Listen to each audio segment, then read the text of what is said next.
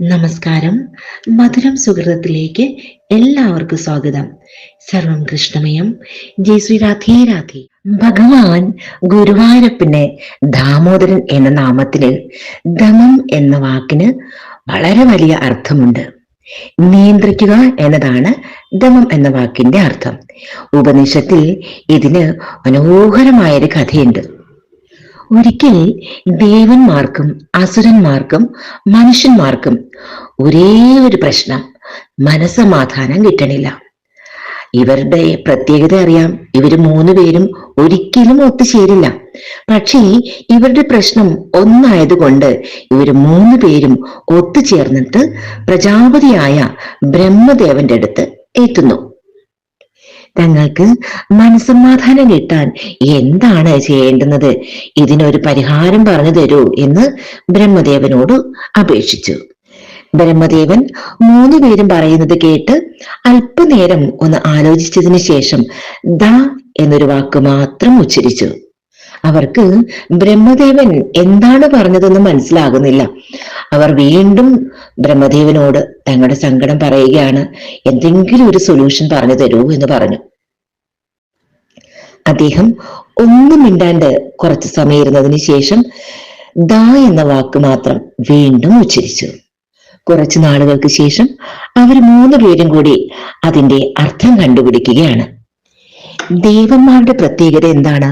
അവർക്ക് സുഖഭോഗങ്ങൾ അധികമാണ്, അല്ലേ? അപ്പോൾ സുഖഭോഗങ്ങളെ നിയന്ത്രിക്കുക എന്ന അർത്ഥത്തില് ദ എന്ന ശബ്ദം കൊണ്ട് ദമം. മനുഷ്യർക്കാണെങ്കിലോ ഭഗവാൻ ധാരാളം സമ്പൽ സമൃദ്ധികളൊക്കെ കൊടുത്തിട്ടുണ്ട്. അപ്പോൾ ഈ സമ്പൽ സമൃദ്ധികളൊന്നും ഇല്ലാത്തവർക്ക് ദാനം ചെയ്യുക എന്ന അർത്ഥത്തിൽ ദ എന്ന ശബ്ദം കൊണ്ട് ദാനം. അപ്പോൾ ഉള്ളവർ ഇല്ലാത്തവർക്ക് ദാനം ചെയ്താൽ മനസ്സമാധാനം ഉണ്ടാകുമെന്നാണ് അതിന്റെ അർത്ഥം. അസുരന്മാരുടെ പ്രത്യേകത എന്താണ്? അസുരന്മാർ മഹാശൗര്യമാണ്, അല്ലേ? അവർക്ക് സഹജീവികളോട് സ്നേഹം, ദയ, അനുകമ്പ, അലിവ് ഒന്നും തന്നെയില്ല. അപ്പോൾ അവർക്ക് ദ എന്ന ശബ്ദം കൊണ്ട് ദയ. ആർക്കാണോ ഈ മൂന്ന് ഗുണമുള്ളത് അവർക്ക് മനസ്സമാധാനം ഉണ്ടാകുമെന്നാണ് ബ്രഹ്മദേവൻ ഇവിടെ ഉദ്ദേശിച്ചത്. മനുഷ്യരിൽ തന്നെയാണ് ദേവനും അസുരനും. അതുകൊണ്ട് ഈ മൂന്ന് ഗുണവും നമുക്ക് ആവശ്യമാണ്.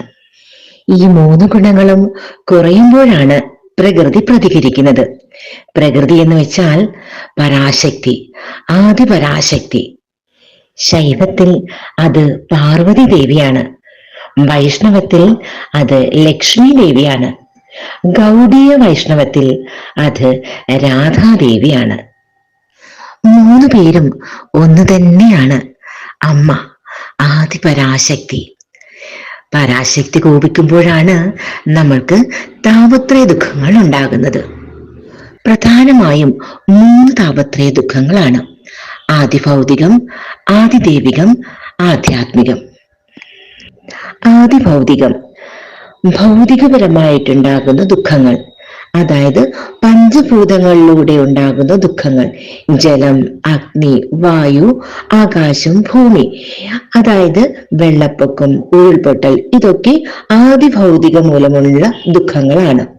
വളരെ സിമ്പിൾ ആയിട്ട് പറഞ്ഞാൽ അവനവന്റെ കയ്യിലിരിപ്പും മറ്റുള്ളവരുടെ കയ്യിലിരിപ്പും കൊണ്ട് നമ്മൾ അനുഭവിക്കുന്ന ദുഃഖം. ആധ്യാത്മികം നമ്മുടെ മനസ്സിനും ശരീരത്തിനും ഉണ്ടാകുന്ന പ്രശ്നങ്ങൾ. പെട്ടെന്ന് ദേഷ്യം വരിക, വെറുപ്പ്, വിദ്വേഷം തോന്നുക, മറ്റുള്ളവരുമായി വഴക്കടിക്കുക, ക്ഷമയില്ലാണ്ടാകുക, മറ്റുള്ളവരോട് ക്ഷമിക്കാനുള്ള മനസ്സില്ലാണ്ടാകുക, ഇങ്ങനെ നമ്മുടെ മാനസികപരമായിട്ടുണ്ടാകുന്ന പ്രശ്നങ്ങൾ. ഇത് അവനവന്റെ കയ്യിലിരിപ്പ് കൊണ്ട് മാത്രം ഉണ്ടാകുന്ന ദുഃഖമാണ്. ആദിദൈവികം രോഗങ്ങൾ, പകർച്ചവ്യാധികൾ തുടങ്ങിയവ ഉണ്ടാകുന്നത്.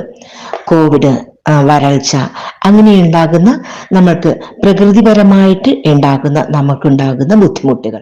നമ്മുടെ ചിന്തയും പ്രവൃത്തിയും നിയന്ത്രിച്ച് ഈശ്വരോന്മുഖമായി ജീവിച്ചാൽ നമുക്ക് ഈ താപത്രയ ദുഃഖങ്ങളിൽ നിന്നും രക്ഷ നേടാൻ സാധിക്കും.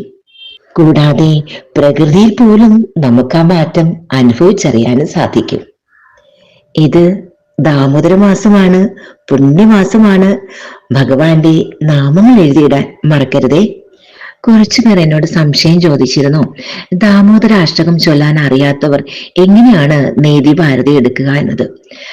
നമുക്ക് ദാമോദര അഷ്ടകം ചൊല്ലാൻ അറിയത്തില്ലെങ്കിൽ അത് യൂട്യൂബിലുള്ളത് പ്ലേ ചെയ്തിട്ട് ഭഗവാന് നീതി ഭാരതി എടുത്താൽ മതി. ഇവിടെ ഭക്തിക്കാണ് പ്രാധാന്യം.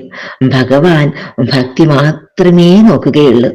അപ്പോൾ എല്ലാവർക്കും പൊന്നു ഗുരുവായൂരപ്പന്റെയും രാധാദേവിയുടെയും അനുഗ്രഹം ഉണ്ടാകട്ടെ എന്ന് പ്രാർത്ഥിച്ചുകൊണ്ട് നിർത്തുന്നു. സർവം ശ്രീ രാധേ കൃഷ്ണ അർപ്പണമസ്തു.